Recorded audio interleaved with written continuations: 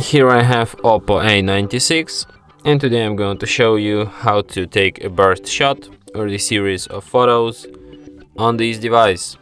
So firstly you have to open camera, and in the normal photo mode just hold down shutter button, and after that the burst shot will begin.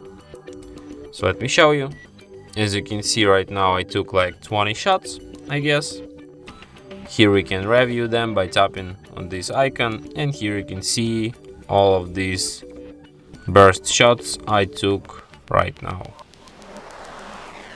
So yeah, and that's it.